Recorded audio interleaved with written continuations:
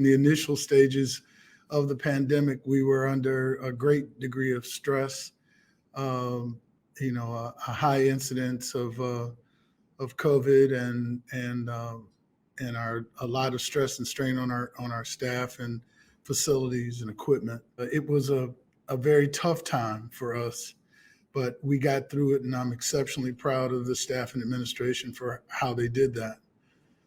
But in the wake of that, we had a lot of people who had a lot of stresses, and I really want to do more for those folks.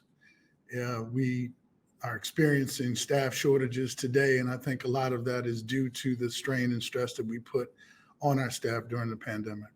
A hospital like ours that has a high number of Medicaid and Medicare patients, north of 90% of our payer mix is in that universe.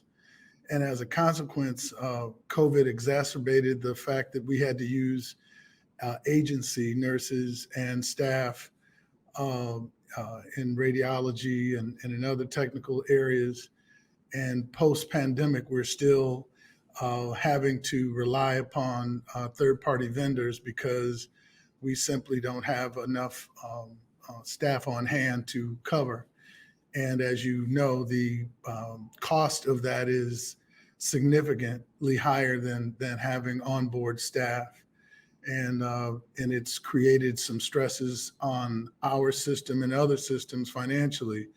But I can say that, we have not had to cut any programs, but we are losing cash at a rate that we probably is not sustainable. Well, I think that we have to really look at the resources that were provided during COVID.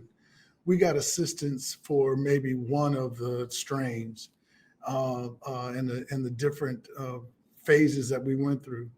We speak about COVID as if it's over, and the fact is it's not.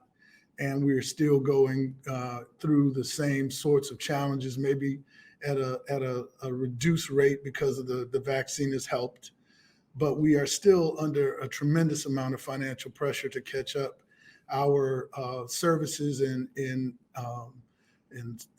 our operating rooms and in our elective surgeries, our programs that we were offering pre-COVID have not rebounded.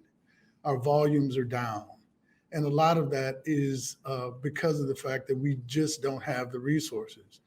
My belief is that the hospitals needed to have gotten support throughout the pandemic, and we are now suffering as a consequence of not having gotten that work and still have to pay money back